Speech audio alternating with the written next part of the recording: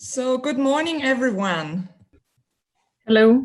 Julia has some technical problems, so I just jumped right in. Okay. We'll start this stage today. So let's just start with you, Hannelore, and NomadPlay. Very interesting. Okay. Well, thank you everybody to be here today and for listening. So I'm Hannelore Guittet, co-founder and head of content at NomadPlay, which is a French startup, which I co-founded with Clotilde Chalot, that you might have seen in a presentation video we sent to the foundation. So what is NomadPlay? I start my presentation with a little history. I hope everyone can see my screen, right? I think it's all right. So that's yes, a little. Yes. Thank you. So our professional history was in the music industry, and so here is a little sum up of the different formats that we've been using for the last 50 years, basically. But no matter what the format was, the interaction with the music has always been the same. We can listen to the music, but we can't really interact with the content or play with it. And what we wanted to bring is a new kind of format that amateur musicians who actually practice an instrument could interact with to practice their instrument in virtual conditions. So I'll go to my next slide. So that's where NomadPlay comes from. So we've been creating this platform / applications. It's available both on the web through nomadplay.fr, or you can download it on the App Store or Google Play. And so it's a play along application, like you probably heard about the -1 concept. So it's kind of the same concept, but optimized with the new digital tools. So the concept is pretty simple. We want to offer amateur musicians the possibility to play along great recordings made with true musicians, artists, orchestras, and not MIDI sound.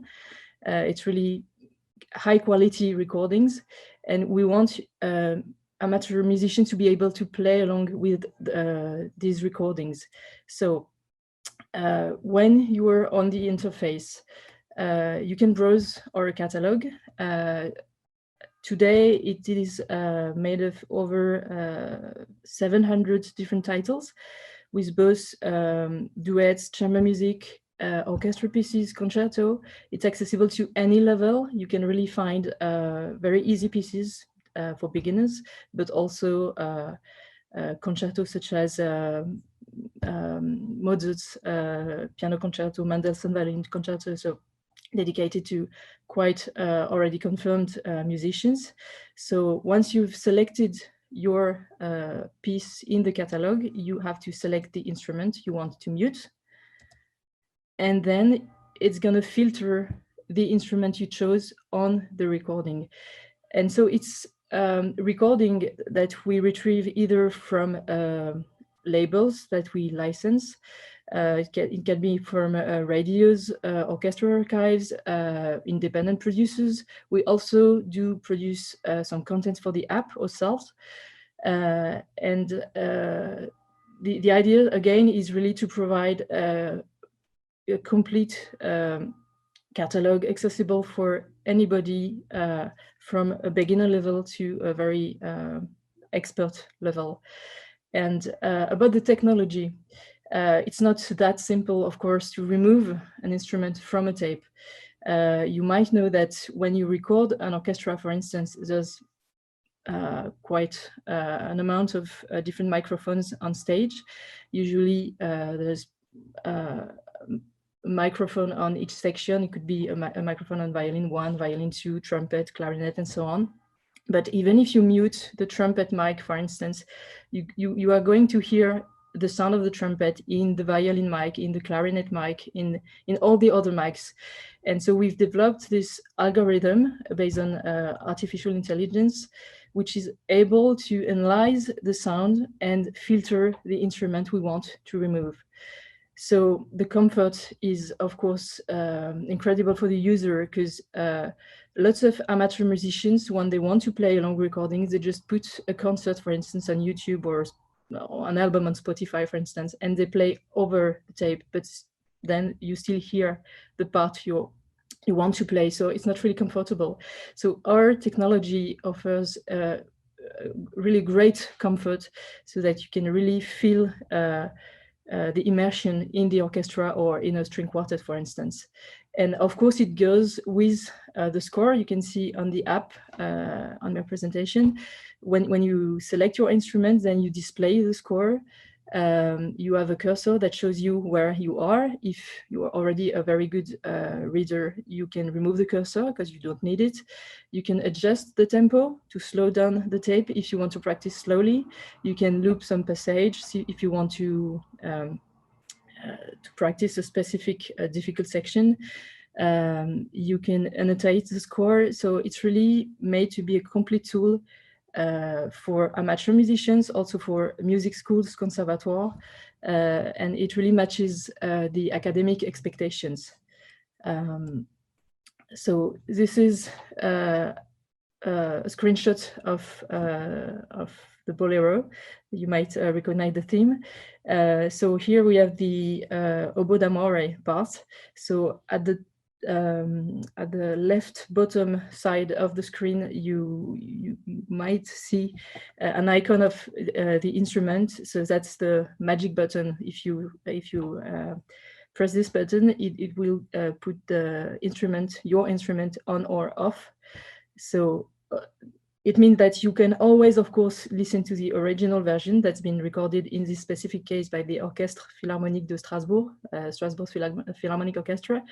So if you don't mute your instrument, you listen to the original version. And of course, if you mute the instrument, then it's your turn to play.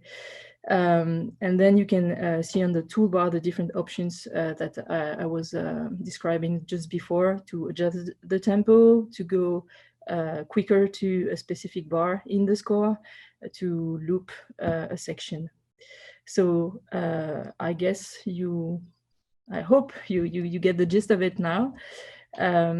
That's so a picture of me and Clotilde. So we are the two co-founders of this company, and our team is made of 9 great people. That's a quick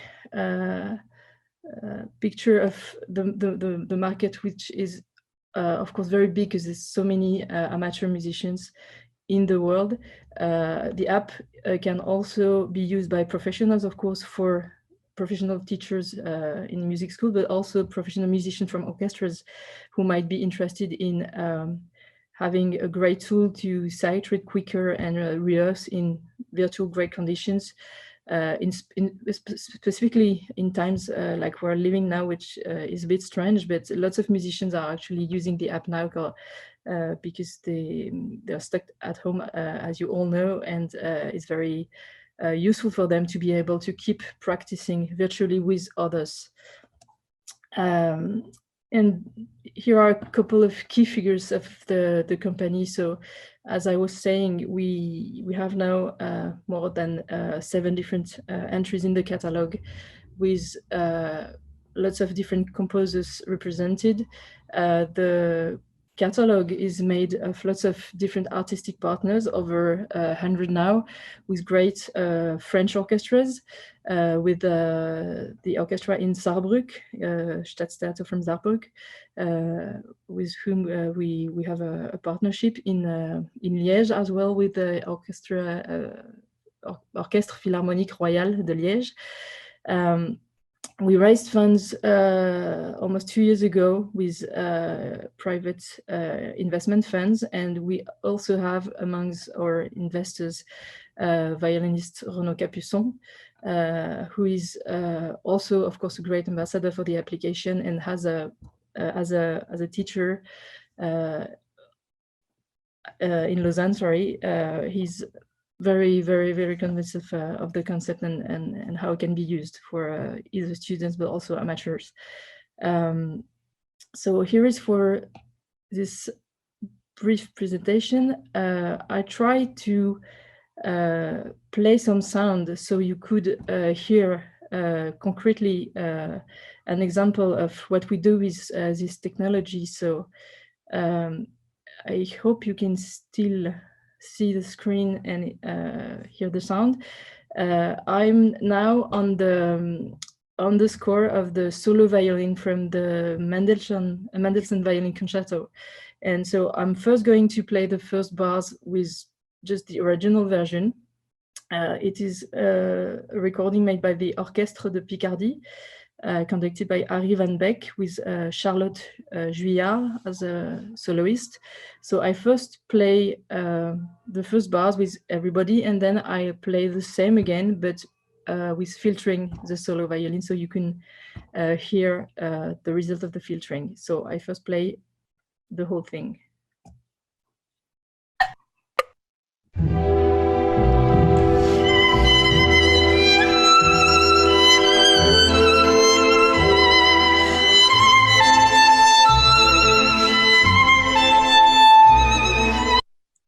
Okay, so I hope everyone could hear that. So of course we have a metronome just before the beginning, because if you are at home and you want to practice the concerto, you don't know what the tempo is going to be. So it helps knowing in advance and preparing yourself to the tempo. So I'm going to mute the solo violin now and play the same again.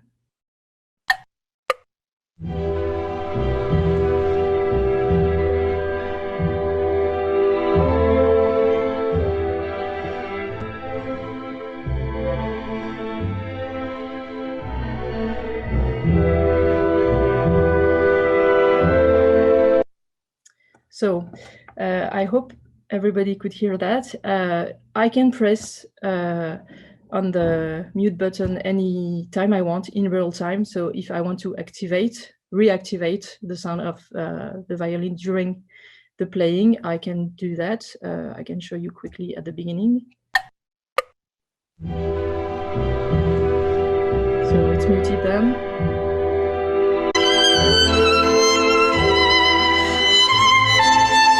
And I can put it back anytime. So I think this is all I wanted to show you and to have you listen to today. I don't know if there's some questions. I maybe stop the screen sharing, or yeah. Pia, can you still hear me? Yes, it was okay. Thank you very much. Okay. I'm still very fascinated. Really a great program. So I don't know if I didn't get it or you said it. It's available for which platforms? It's available, sorry, for basically every platform. We have an Android version, an iOS version, and also a website. So you can play through the website. That's what I was just doing now, because depending on, well, what device you have at home, what age also, because depending on the age, people are more comfortable with a computer, a tablet, or a smartphone or whatever. Of course, when you display a big score, it's more comfortable to have a tablet or a PC screen than just a smartphone. But we really want it to be accessible to anybody, so you choose. Yeah, great. That's perfect. I think we have one question from Yes. Miriam? Yes. Can you hear me? Yes. Yes. That's great. Thank you. That's very interesting. I'm also teaching music, and it seems like a very good way to use this technology. I just wanted to ask which instruments you can choose, and if it's only classical music that is on the app or the page. And yeah, that's the first question. Well, so far it's only classical music, but we are going to add jazz starting from May, so very soon, in a couple of weeks. Okay. But we wanted to build a coherent catalogue, and so have first a quite big classical music catalog, but of course it can be applied to any repertoire, and we'd like to extend the possibilities in the future. Okay, and I checked out your homepage, but I couldn't find a list of instruments because I'm I'm a saxophonist. Yes, there is saxophone. Basically, well, there are no 25, I think, or between 25 and 30 instruments represented. So basically all the classical instruments from the orchestra, but also guitar, saxophone, some baroque instruments as well, gamba, harpsichord, organ, voice also. We have some choir repertoire. Really great. And we are going to add soon some opera arias. So cool. There's lots of instruments represented. That will of course. Be the next question, yeah. If there is also voice recordings where you could, because that's often a problem. My sister's a singer, and she can't really practice at home now because she doesn't have the accompaniment. And okay, your question. Well, and currently the application is free for everybody because we wanted during this strange period to offer it to anybody. So I send a code on the Slack maybe for everyone, but with the code together02, you can enter the code on the application. There's a section called I have a code, and then the whole catalog is now free, so you can experiment whatever piece you like. Yeah, and the last question, if I may, is if the musical score is also shown on the computer if you want to play along, because sometimes it's also the problem that you first need to get the scores and then. No, you have the score always. I don't know if you could see the screen during the audio except with the violin concerto, but you always have the score. Okay. For any instrument you choose. So I was showing also a screenshot of the bolero. It was the oboe score. Yes, but that of I've course, seen. Okay. If you select saxophone, you would have the saxophone score displayed. Cool. And can I also can I only play select one instrument, or because I also play flute, can I then also go to the flute part, or is it I sign up for saxophone then I always No, you sign up as a user, and then if you choose an orchestral piece, you're gonna have displayed every instrument from the piece. Cool. So if there are flute and saxophone, and that's the case in the bolero, for instance, if you first select saxophone, you're going to display the saxophone score, but then you can go back, select flute, and play the flute part. Oh, cool. So it's not restrictive. Very cool. Thank you. Okay, well, I'm just downloading the app, so okay. looking forward to let try. us know what you think then. So we have some more questions from the audience. Dubovi, I don't know how to pronounce it. Hello? Your microphone is mute. Can you hear me now? Yeah. Yes, we can hear you. I'm Norbert Dubovi from the Mozarteum Foundation. Okay. And I want to, it's practically a follow-up to the last question. Where do you get your sheet music? Do you run into copyright problems? And yeah. Well, yeah, it's a very good question. We don't want legal issues. So if the music is in the public domain, we have score editors in our team to do the scores, or we also license music sheets with publishers, because of course not everything is in the public domain. So we work with publishers. And of course, when the music is being played, we share royalties with the publisher if there is a contract with the publisher, or the audio producers, because it can be us, but of course it can be third parties. So yeah, we do have deals with the publishers. So do you produce your own sheet music, the parts from the score, or do you get the parts already done? Another question is, if you have those recordings with famous artists and orchestras, can you guarantee that they play from the same material you provide? on your platform the same sheet music practically? That was, you mean that was used during the recording? Yeah. We don't always have this information, but most of the time we try, of course, to know what publication was used, and but to be completely honest, we don't always have this information. But but we want to provide the best quality for teachers, for musicians. So we are very concerned by the quality of the scores anyway. Yeah. Okay. And is the music encoded, or are those just photographed scores? Is it in music XML or? It's XML, yeah. Yeah. And we have some adaptations, because with digital display, there's some adaptations to make. With we have some.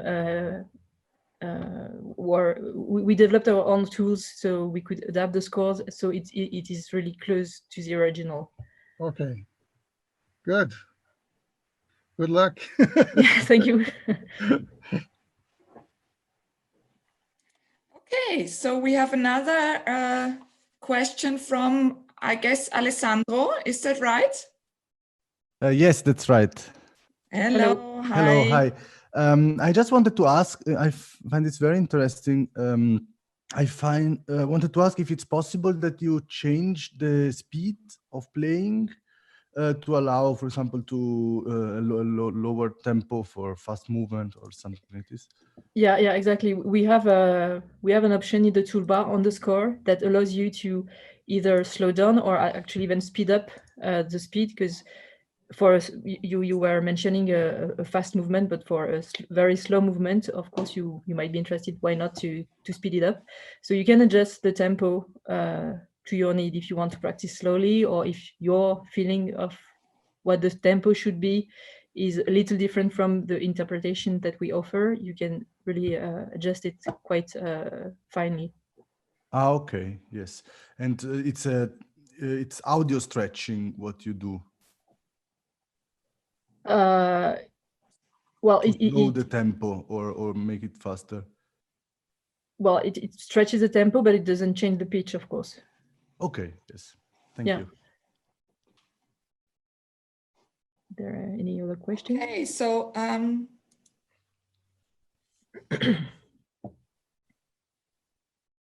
Dubois had another question, right? No. I'm okay. Thank you. Okay.